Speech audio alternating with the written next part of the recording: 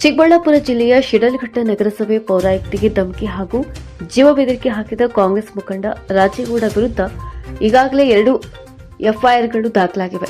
ಪ್ರಕರಣಕ್ಕೆ ಸಂಬಂಧಿಸಿದಂತೆ ಕೆಲವು ಕರ್ನಾಟಕ ಸರ್ಕಾರದ ಕೆಲವು ಸಚಿವರು ರಾಜೇಗೌಡ ಸೌಮ್ಯ ಸ್ವಭಾವದವರು, ಅವರು ಯಾವುದೇ ಅಧಿಕಾರಿಗಳೊಂದಿಗೆ ಈ ರೀತಿ ಮಾತನಾಡಿದವರಲ್ಲ ಎಂದು ಸಮರ್ಥನೆ ಮಾಡಿಕೊಳ್ಳುತ್ತಿರುವ ಸಚಿವರ ನಡೆ ಖಂಡನೀಯವಾದದ್ದು. ಅಲ್ಲದೆ ನಂದ ಪೌರಾಯುಕ್ತ ಅಮೃತಗೌಡ ಇವರು ಮೇಲಧಿಕಾರಿಗಳಿಗೆ ಹಾಗೂ ಪೊಲೀಸರಿಗೆ ದೂರು ನೀಡಿದ್ರು.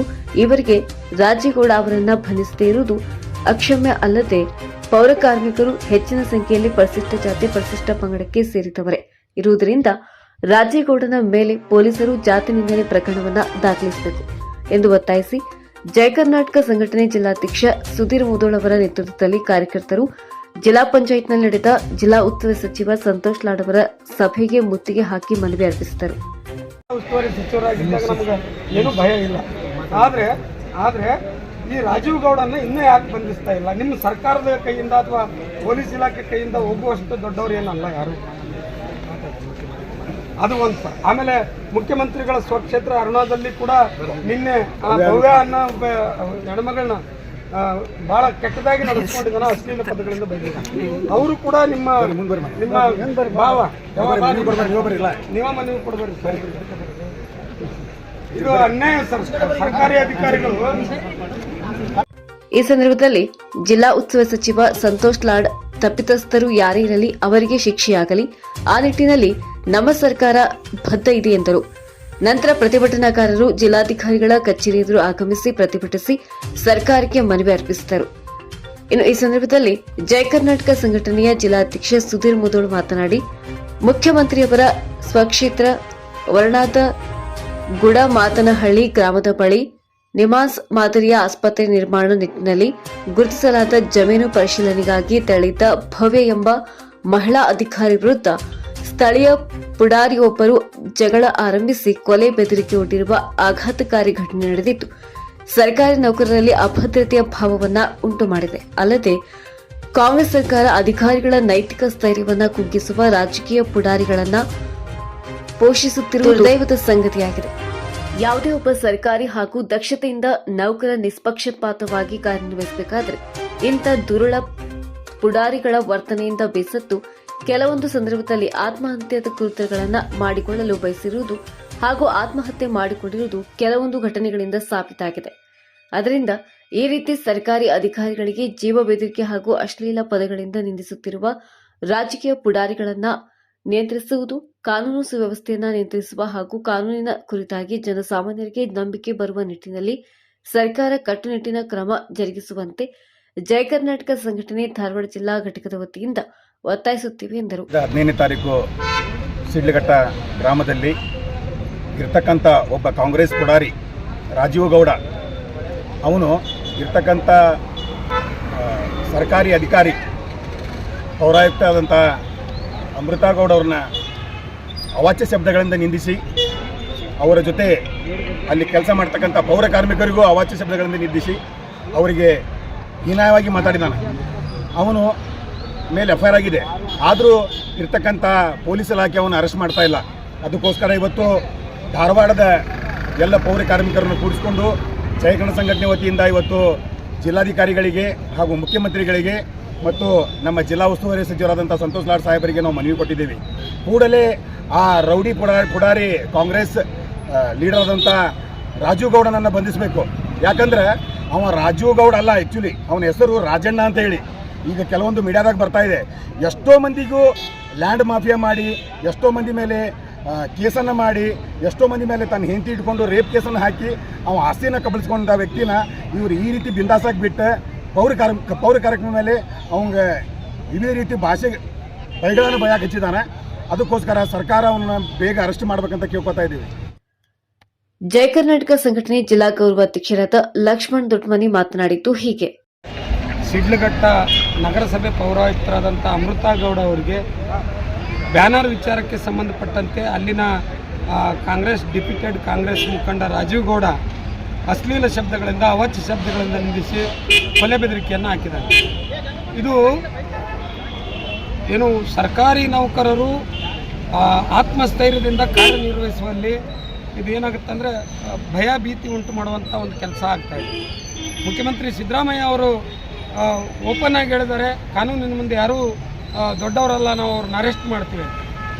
ಇಲ್ಲಿ ಕಾಂಗ್ರೆಸ್ ಪಕ್ಷದ ಕೆಲವು ಸಚಿವ ಮಹಾಶಯರುಗಳು ರಾಜೀವ್ ಗೌಡ ಅಂತವಲ್ಲ, ಒಳ್ಳೆ ಸ್ವಭಾವದವ, ಒಳ್ಳೆ ಮನುಷ್ಯ, ಹಂಗಿಂಗೆ ಅಂತೇಳಿ ಸಮರ್ಥನೆ ಮಾಡ್ಕೊಳ್ಳುವಂಥ ಕೆಲಸವನ್ನು ಮಾಡ್ತಾಯಿದ್ದಾರೆ.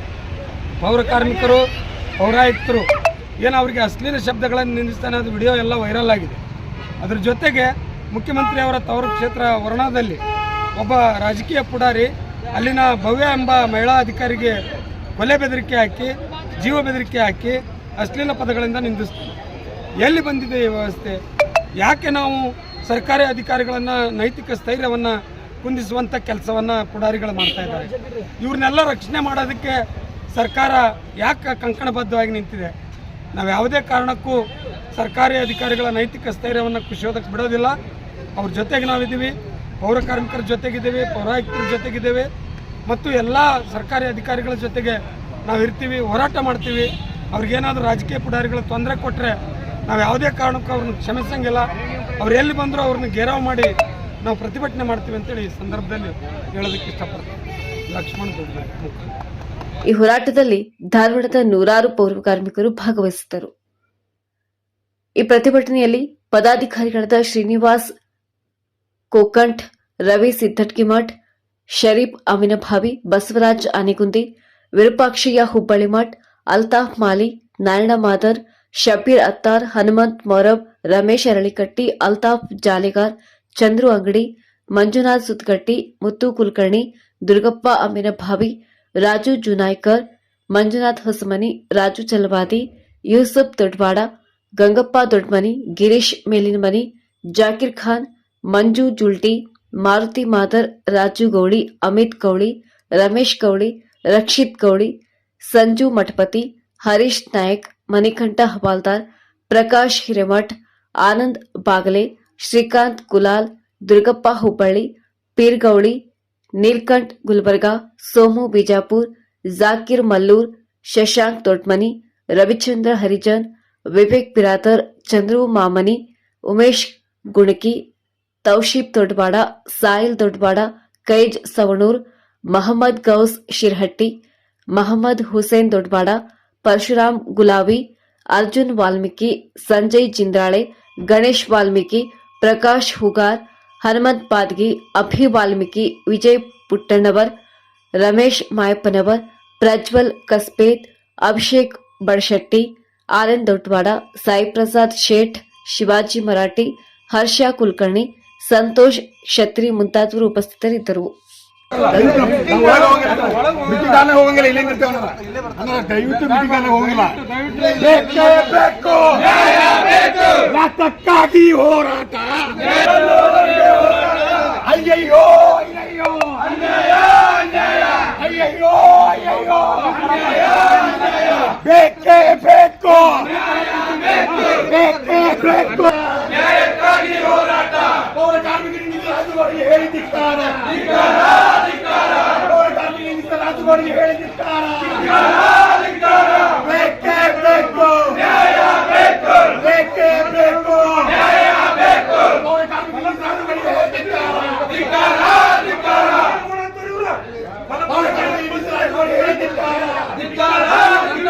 ಪೌರ ಕಾರ್ಮಿಕರಿಗೆ ರಾಜುಗಳಿಗೆ ಹೇಳಿದಿಕ್ಕಾರ. ಬೇಕೇ ಬೇಕು, ಎಲ್ಲಿಯವರೆಗೆ ಹೋರಾಟ? ಯಾತಕ್ಕಾಗಿ ಹೋರಾಟ? ಅಯ್ಯಯ್ಯೋ ಅಯ್ಯಯ್ಯೋ, ಬೇಕೇ ಬೇಕು. ಶಬ್ದಗಳಿಂದ ರಾಜುಗಳಿಗೆ ಧಿಕ್ಕಾರ. ಪೌರ ಕಾರ್ಮಿಕರನ್ನ ಒತ್ತು ಶಬ್ದಗಳಿಂದ ನಿಂದಿಸಿದ ರಾಜೀವ್ ಗೌಡನಿಗೆ ಹೇಳಿ ಧಿಕ್ಕಾರ. ಪೌರ ಕಾರ್ಮಿಕರಿಗೆ ಒತ್ತು ಶಬ್ದಗಳಿಂದ ನಿಂದಿಸಿದ ರಾಜೀವ್ ಗೌಡನಿಗೆ ಹೇಳಿ ಧಿಕ್ಕಾರ.